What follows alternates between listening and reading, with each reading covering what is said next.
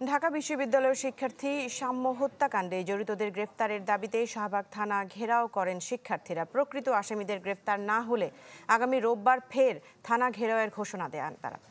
এর আগে রাজু ভাস্কর্যের সামনে থেকে জড়িতদের গ্রেফতারে 48 ঘন্টার আলটিমেটাম দেন শিক্ষার্থীরা। RICL TMX, যুগের পর যুগ স্থাপনা থাকে মজবুত। সকাল 11টায় ঢাকা বিশ্ববিদ্যালয়ের শিক্ষার্থীরা সাম্য হত্যার বিচারের দাবিতে রাজু ভাস্কর্যে জড়ো হন। একাত্মতা প্রকাশ করেন শিক্ষকরাও। এ সময় সাম্য হত্যার বিচার না হওয়া পর্যন্ত প্রতিবাদ চালিয়ে যাওয়ার ঘোষণা দেন শিক্ষক ও শিক্ষার্থীরা। জড়িতদের গ্রেপ্তারে দেয়া হয় 48 ঘন্টার আলটিমেটাম। মোট 5 জন আসামি ছিল, সেখান থেকে কেন 2 জনকে গ্রেফতার করা হলো এবং বাকি 3 জনকে কেন পালায়ে যেতে সাহায্য করা হতো, সেটা জবাব আমরা চাই। এই ক্যাম্পাসে যাতে ভবিষ্যতে আর এ ধরনের কোনো রকম এই মৃত্যু আমাদের সামনে বয়ে বেড়াতে না হয়, সে নিশ্চয়তা চাই। এরপর রাজু ভাস্কর্য থেকে ব্যানার ও প্লাকার্ড হাতে মিছিল নিয়ে শাহবাগ থানা ঘেরাও করেন শিক্ষার্থীরা। পরে শাহবাগ থানায় পুলিশের সাথে বৈঠকে বসেন শিক্ষক ও ছাত্রদের একটি প্রতিনিধি দল।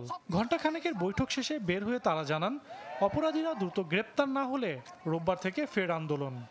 12 জন পূরণ করলে আমরা সেটা মেনে নেব না। আসল যে 12 জন যে স্টেপ করে হত্যা করেছে তাকে গ্রেপ্তার করতে হবে, না হলে আমরা আমাদের আন্দোলন চালিয়ে যাব যতক্ষণ পর্যন্ত প্রকৃত হত্যাকারী এখানে চিহ্নিত এবং ধরা না পড়বে।